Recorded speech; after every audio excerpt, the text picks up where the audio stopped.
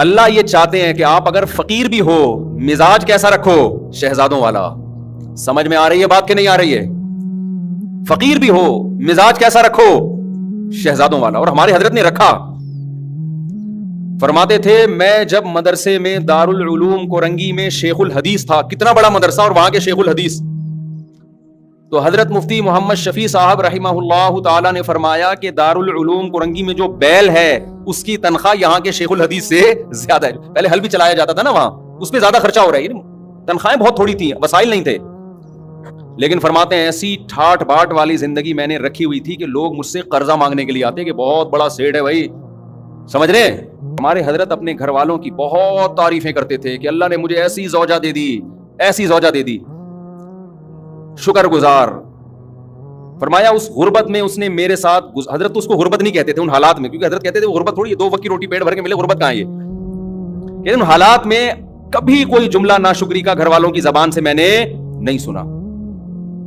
بس ایک چھوٹا سا واقعہ, کہتے ہیں میں گھر والوں کی طبیعت خراب تھی, ڈاکٹر کے پاس لے کر گیا. ڈاکٹر نے کہا ان کو پھل کھلائیں. ان کو کیا کھلائیں؟ پھل.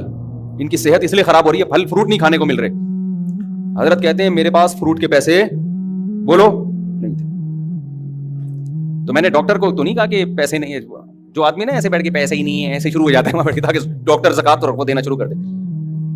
حضرت کہتے ہیں ڈاکٹر نے اپنے علم کے حساب سے صحیح کہا. میں نے دل میں یہ سوچا کہ بھائی اگر میری گھر والی کو فروٹ کی ضرورت ہوتی تو اللہ مجھے فروٹ کے پیسے دیتا, اللہ نے نہیں دی, اس کا مطلب اس کو ضرورت نہیں ہے.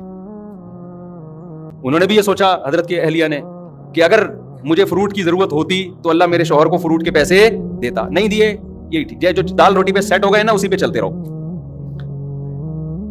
یہ واقعہ کئی سال پرانا ہے. حضرت کا انتقال ہو گیا. حضرت کی اہلیہ ماشاءاللہ اب بھی میرا خیال ہے 95 سال کی ہو گئی ہوں گی, 90-95 کی, اب بھی الحمدللہ حیات ہیں.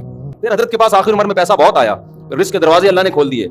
جب اللہ نے رزق کے دروازے کھولے ہیں تو حضرت کا لائف اسٹائل پھر چینج ہوا ہے. پھر وہ اسٹائل نہیں ہے پھر جو حضرت کا VIP کھانا تھا. یہ میں اس لیے بتا رہا ہوں کہ آج کم بختوں کے پاس پیسہ آ جائے تو رہتے وہ دال پہ ہی ہیں. یہ بھی شریعت کی تعلیمات کے خلاف ہے. جب دے دیا اللہ نے تو کھلاؤ بھائی گھر والوں کو. پھر حضرت کا ناشتہ سیب کے بغیر بولو نہیں. جب یہاں سیب ختم ہو جاتے حضرت کے لیے یورپ سے سیب منگوائے جاتے تھے. حضرت نے کہا سیب کے بغیر ناشتہ, میں سیب لازمی ہے میرے ناشتے کا حصہ ہے. حضرت سیب مارکیٹ سے شارٹ ہے, دیکھو کس ملک میں مل رہا ہے, آرڈر کرو. سیب پیسہ خرچ کیا حضرت نے. نہیں آ رہی میرا خیال ہے بات سمجھ. اور میں خود جاتا تھا حضرت کے گھر کبھی صفائی کے لیے, خدمت کے لیے, تو ماشاءاللہ گوشت, روسٹ, یہ سب چیزیں رکھی ہوتی تھی. بڑا VIP کھانا, شہد, زیتون, کھاتے کم تھے مگر کھاتے خاندانی. گھر بڑا اچھا, گھر ذاتی نہیں بنایا کہ مسافر خانہ ہے نکلنا ہے, ذاتی کی کیا ضرورت ہے. جو کرائے کا گھر تھا اسی کو بہت بہترین ڈیکوریٹ کیا ہوا تھا.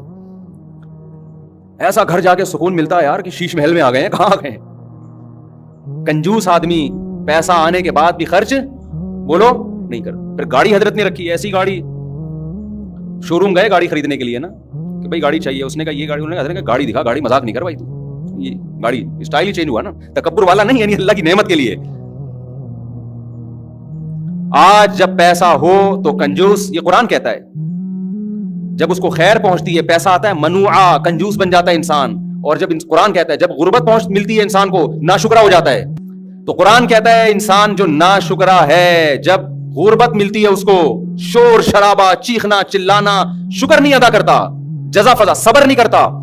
وَإِذَا مَسَّهُ الْخَيْرُ مَنُوعًا, جب دولت کے انبار لگتے ہیں ریل پیل, کنجوسی کرنا شروع کہ ختم نہ ہو جائے. إِلَّا الْمُصَلِّينَ, قرآن کہتے ہیں ہاں کچھ لوگ ایسے ہیں جب غربت ہوتی ہے تو صبر کرتے ہیں, جب دولت آتی ہے تو سخاوت کے دریا بن جاتے ہیں.